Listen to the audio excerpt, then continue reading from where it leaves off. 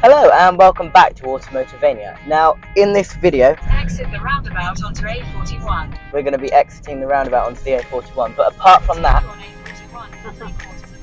we're going to be continuing on the A41. That pretty much sums up this video.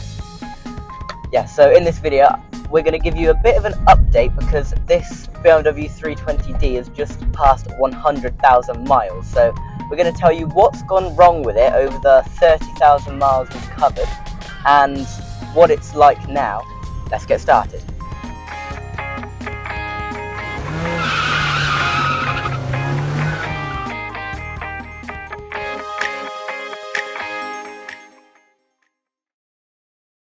Right then, welcoming back to the channel, my mum. Hello, my mum. Hello, my son.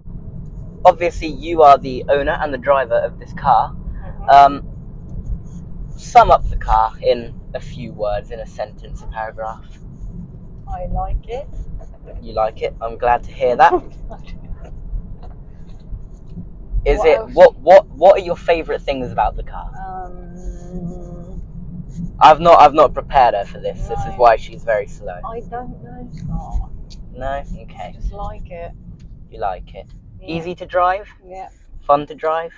Yeah. Economical? Yeah. I need to hold this still. Fast?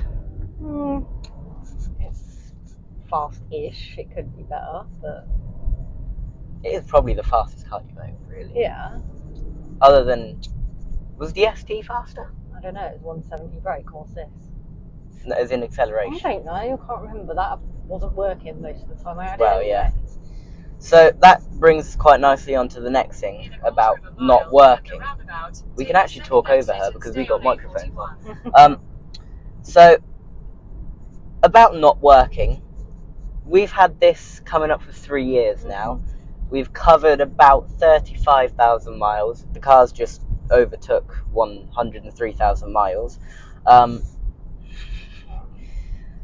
So could you just give us a rundown of the issues that the car's had so far? And this won't take long. The only issues really have been electrical with the lights, but continue on A41 for 1.5 miles.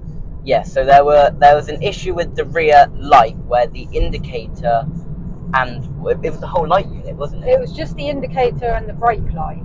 The indicator they failed, but they would intermittently work, and then they failed altogether, and we had to get a new wire put in. But that was easy and cheap. And apart from that, the only other issue has also been with the lights with water getting in them. Yeah, but that one's because it's cracked because that stupid man opened his door onto my light. To see that video, click up there. The rear one is, I don't know what that is, it just gets full of condensation. Yeah, so dodgy lights, but apart from that, mechanically, it's been completely sound, really. It's got a bit of an exhaust rattle, but that's about it. Exhaust rattle, nothing more. The engine is in completely, it makes no funny noises, it runs smoothly. The thing that's cost me the most the whole time is the bloody tyres. The tyres, they are run flat tyres. This car is reasonably expensive to maintain, but to run, it is really cheap, isn't it? Pretty cheap, yeah. We average on long runs normally about 60 miles per gallon. We're actually travelling from Oxfordshire to Bournemouth, Southampton, Dorset, thank you, that area. And so we'll give you an economy update, but normally it can easily achieve 50 miles per gallon pretty much anywhere you go, but on a urban / dual carriageway, you normally get between 50 and 55, so it is a very economical car. I'm sure you can tell my mum's really calm when she drives and she's a very zen driver. So yeah, very economical. Tax, that's 30 quid, isn't it? Yeah, 30 a year. I think that's updated to 35 now though. What? £30 cars are going up to £35 a year. It's not good enough. Insurance, what's that like? It's not too bad. I can't remember what I pay. Something like under 40 quid a month. But then I'm old. Because I'm old. You're not old. You're 40 years old. That's old. So yeah, you get decent insurance. Yeah. But yeah, for a car of its performance, 0 to 60 in this thing takes like about 7 seconds. It's got 185 brake horsepower. It is staggering how economical and cheap to run this car is. So there's the owner's rundown. I think that's pretty much all we need from you, Mum. Might be a bit more later. She loves being on camera. She's just perfect for the channel. She's really like, she loves being on camera, and her driving isn't at all ragey, so I don't have to cut loads of bits out at all because of her. I can keep it all in, so it makes editing really easy having her as my mum. Anyway, let's move on. I'll give you a show around the car and talk a bit more about technology and spec and value for money. As far as technology goes, it's pretty decent, but it is quite disappointing for 2012. I've been in 2011 Mercedes' of fair equivalents and Audis, and this is like the middle spec car, but I'm not too happy with the trim levels. Now this is all you get, this very small screen. There's no sat nav because that was an option. There's no DAB because that was an option, and it wasn't spec'd, and they were quite expensive options as well. But this screen does have enough. It's got like memory profile, so you can set up the screen how you want it, and it does quite a bit. So you can save each number to be a certain thing. We have it normally on Journey Computer most of the time, as you can see, getting 49.2 miles per gallon, and we've only really just started the journey. It says an hour and 1 minute, but yeah, there's a lot of things you can go through. You can even, if you lose your owner's handbook manual thing, you can use it on here. The infotainment screen does enough, but for its age, a bit disappointing. The other thing that's a bit disappointing technology-wise with this car is the sound system. The sound system on this is nowhere near as good as I expected it to be, and owners that have had BMWs for a long time, such as like the E90s and E46s, say that this was a big step down from the E90s sound system. Now the speakers are tiny, and that is why probably the sound system is so bad. I think there's only what, 4. Crackle as well. This car, I don't know what is wrong with this car. The speakers are so annoying. Like it's not done it in ages, so let's not jinx it. The speakers every now and then will just all of a sudden make, it's not even white noise. Like what is it? It's just like it's like a crackling sound. We've searched forums everywhere, and I can't really find much similar. We figured out if you smack that bit. The weird thing is, if you smack here, just like give it a tap, it stops.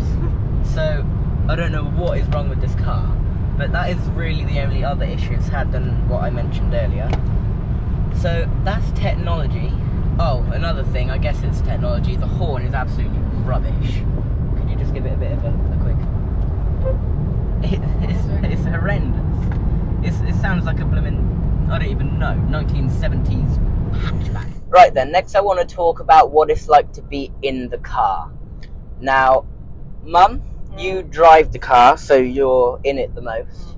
And what I want to ask you first is, what's the driving position? Like, how easy is it to get into your ideal suited? It's quite easy, actually. Like, how much, for taller people, shorter people, how much adjustment is there in the seats and the steering wheel? Quite a lot, I think. Yeah, it is very adjustable car. Plenty of adjustment. How comfy are the seats? Because you drive it, how comfortable do you find it? Very comfortable. Yeah, the suspension as well. Well, that can be considering it's the Sport model, not the M Sport, it is a bit harsher than you expect. But when you're just driving down the A34 like this, you don't really notice it really, other than when you come across a classic Oxfordshire pothole where you're jolted out of your skin. Speed bumps you have to take quite slow. And speed bumps in this county, well, everywhere I think now in the UK, are just horrendous. And in this car as well, it's quite low to the ground, and like I said, the Sport suspension. But you're even angry at the wetness. Washing their windscreen in front of me and spraying my flipping car. My windscreen is getting. I'm not editing this out. So what else? interior wise, it is a bit dark and dingy. There's not too much colour around, but you can with the sport model. There's a piano black trim bit here, which I don't like. I think it just looks tacky and rubbish. But you can get it. She likes it. You can get it in red, which I think looks better for the sport model because it matches the red stitching, which I also like. But other than that, it is a bit dull in here. It's very businessman-like. It gets really hot in the sun as well. Oh god, it gets so hot in here. But like I said, the aircon is really good and it cools the car really quickly. But as soon as you turn it off, it turns into an oven again. So next I want to talk about the drive, which, Mum, you're going to have a lot of involvement in this because you're the only one that drives it. Now, with the F30 and with most BMWs in general, people seem to have a real issue with the manual gearbox. But you don't, do you? No.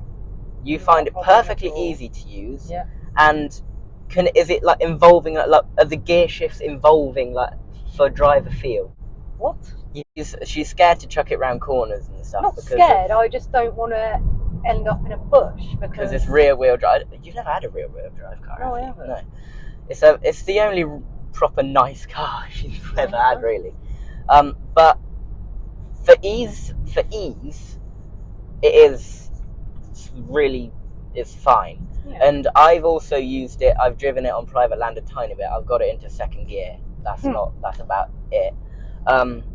And the changes really aren't that bad. I don't know why people are so against it. I guess they think because it's a BMW, it should be really, really involving and sporty. And I guess there is not that much feel to it, but it's really not as bad as people make out, and it wouldn't put me off buying a manual version. The only thing is getting it in reverse is a bit stupid. Reverse is a bit annoying. There's no button or anything. You just have to You have to have quite a lot of strength. Which my mum doesn't, so she struggles with it. I do. I don't struggle with it. It's just a bit too much effort for my liking. 6 gears. They're positioned quite nicely in the ratios as well. There's no issue with high revs at higher speeds. Like we're at 70 right now, just under 2,000, so it's fine. Yeah, I would definitely recommend this car if you are, well, pretty much anyone really. If you are driving your family about because you can chuck your kids in the back, there's plenty of space. Chuck your all their stuff in the boot, there's plenty of space. You'd probably want the touring version for that though, because it's easier to get stuff in and out.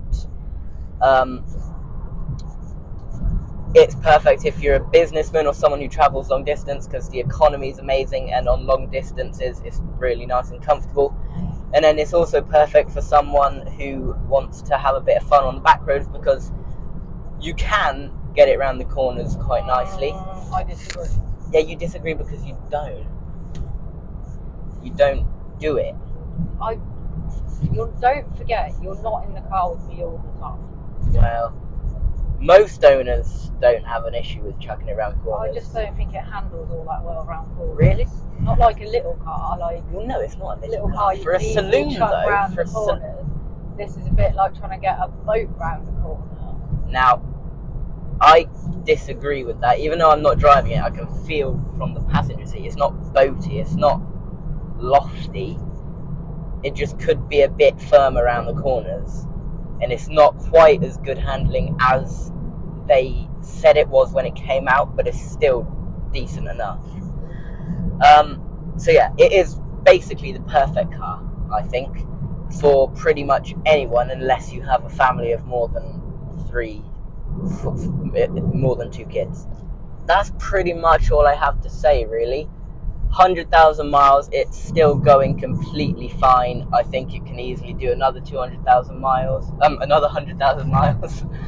And we haven't had to change the timing chain yet, because as our mechanics advised, as long as you keep servicing it every year, every 10,000 miles, and checking that it's not about to snap, you don't actually really need to get it done, as long as you look after the car. And that is a key thing with especially these BMWs. You need to make sure you're looking after it, because otherwise you're going to have to fork out big money to repair it. Mum. I do look I know after you do, I'm it. just saying.